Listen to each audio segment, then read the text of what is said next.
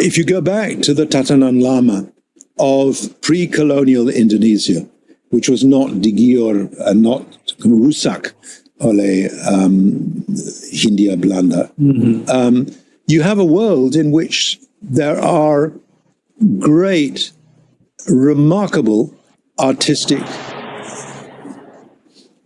engineering, archaeological achievements. Yeah, you have people like Empu Barada, you have people like Erlanga, you have people like Gayatri.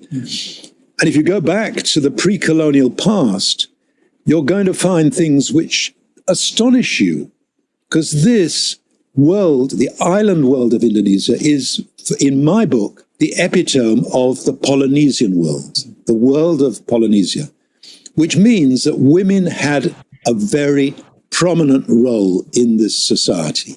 If you go back to the 18th century, go back to the 17th century, go back to Majapahit, there were military leaders, there were political leaders. Diponegoro is brought up at Tegorejo. There's not a man in sight for the first 10 years of his life. It's all women.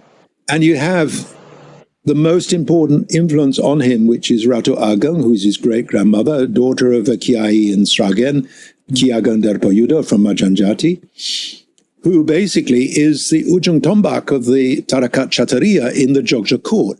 She is the Ibu Negara. When Jogja is founded, you have a Bapak Negara in Mangkubumi. She is the Ibu Negara. Yeah? And in the Java War, you have army commanders who shave their head as a pledge for the jihad. And you have people who are generals, women generals. You have someone like Niagang Serang, Radhanayu Serang, who cut to pieces Bushkin's column between Demak and Dempo and Semarang. Yeah? These are not people for show. When the British conquer the court of Jogja in the early morning hours of the 20th of June, 1812, the only British officer to die is killed by a woman. Yeah, so this is the reality of pre-colonial Indonesia. You have a very prominent position for women, and nearly every society is like Minangkabau. Yeah, all that has been lost. It's been lost out of Islamic formalism and the patriarchy of colonialism. Give me the example of one governor general who is a woman, or one controller who is a woman. It was all men, yeah, unless they were cross-dressers. Yeah, but the reality of pre-colonial Java is there is cross-dressing, the LGBTQ rights. You know, this is an extremely majemuk world. You don't want to know about it because it's not persuading on your narrative at the present time. But if you translate the Surat Centini, you're going to see a Rabelaisian world in all its red in tooth and claw in terms of the way in which people celebrated their humanity. At the same time, you're going to see that this is not a world where you have identities. You're living in little silos.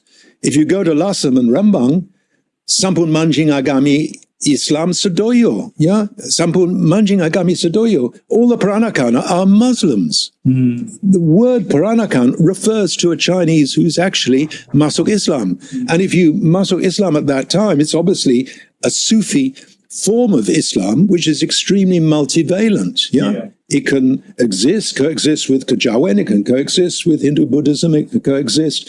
If you look at Prabowo's family, members of his family were Catholic nuns, were people who, all sorts of different religions. You know, there's a big body to the Kirk, a big, sarambi of that society. And that's a reality of pre-colonial society. And what the Dutch do is completely run a coach and horses through that, because they create, for their own political reasons, a stratified society in which you have people like myself who are tiny, Pikayun, 232,000 Dutch, and gelijkgesteld here in the Netherlands Indies at a time when it was 62 million people in 1940, who are Europeans. But they're right at the top. They don't call themselves Vreemde Westerlingen. They call themselves, Europeans and gelijkgesteld. And then below them, you have the Vreemde Oosterlingen, the foreign Asiatics, Indians, Arabs, Chinese, who are the second. And then you have the inlanders. They're not even called Javanese. They're called inlanders, Andigen, natives, who are all the rest. This is your country. Why do you allow people to come here and actually hoodwink you into thinking that... But this remains behind, this form of sort of